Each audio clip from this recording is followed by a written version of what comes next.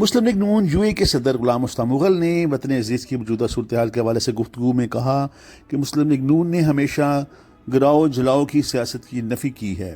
ہم یہ سمجھتے ہیں کہ یہ ملک ہے تو ہم ہیں۔ جو پچھلے دنوں میں گراؤ جلاؤ پاکستان میں ہوا، ہم بھرپور طریقے سے گراؤ جلاؤ توڑ پھوڑ کی مذمت کرتے ہیں۔ میں سمجھتا ہوں سول سوسائٹی اور عوام کو قانون اپنے ہاتھ میں نہیں لینا چاہیے، اور موجودہ جو حکومت ہے وہ اگر ان پر پابندی لگانے کی بات کرتی ہے تو انہوں نے خود بھی یہ گراؤ جلاؤ اور توڑ پھوڑ کا کام کیا ہے۔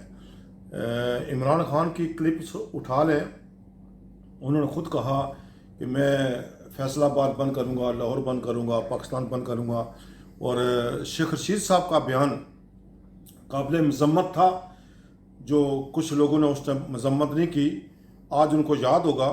اس نے کہا تھا پورے پاکستان کو آگ لگا دو، پورے پاکستان کو جلا دو، مار دو، مروا دو۔ تو آج اسے احساس ہوگا ہم بھرپور طریقے سے گراؤ جلاؤ کی مذمت کرتے تھے، کل بھی کرتے تھے، آج بھی کرتے ہیں۔ غلام مصطفیٰ مغل نے کہا کہ حکومت کو چاہیے کہ اپنے وعدوں کا پاس کرے۔ کوئی بھی حکومت اپنے عوام کا خون اس بے دردی سے نہیں بہاتی۔ لوگ ہمیشہ رستہ بناتے ہیں۔ اگر عمران خان نے کچھ وعدے کیے تھے تو وعدے کی پاسداری کرنی چاہیے تھی، لیکن میں سمجھتا ہوں کہ ہمیں سفارتی تعلقات کو باہر رکھنا چاہیے، کیونکہ یہ آخری بات ہوتی ہے سفارتی تعلق کو ختم کرنا۔ تو اللہ تعالیٰ پاکستان کا آمین ناصر ہو۔ مسلم لیگ نون بھرپور طریقے سے اس کل پرسوں جو لوگ شہید ہوئے ہیں حکومت کی مذمت کرتی ہے اور مذمت کرتی ہے، کیونکہ اپنے بچوں کا خون اس طریقے سے نہیں بہایا جاتا۔ PTI کی حکومت بری طرح ناکام ہو چکی ہے۔ عوام مہنگائی کی چکی میں پس رہے ہیں۔ حکومت کا عوام سے کیا ایک بھی وعدہ پورا نہیں ہوا۔ عمران خان نے زندگی میں اپنا نہ بزنس کیا تو نہ کسی کا چھوڑا۔ اس نے زندگی اس کی اگر دیکھیں گے تو کس طریقے سے گزری ہے، اسی طریقے سے اس نے پاکستان چلانے کی بات کی ہے۔ وہ کام کرنے کے قابل تھا ہی نہیں۔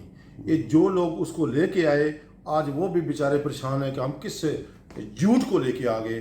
پاکستان اس طرح ابتر حالات نہیں تھے جو آج عمران خان نے کیے۔ عمران خان نے تو غریب کا پٹھا ہی بٹھا دیا، روٹی چھین لی اس سے، اور آج جب پاکستان میں حالات دیکھتے ہیں لوگ روتے ہیں، عورتیں روتی ہیں کہ ہمارے گھر کے اخراجات کیسے پورے ہوں گے۔ حالات کاروبار وائز پیسے بھی تباہ کر دیے اس نے اور کھانا بھی چھین لیا۔ اللہ تعالیٰ پاکستان پر رحم کرے۔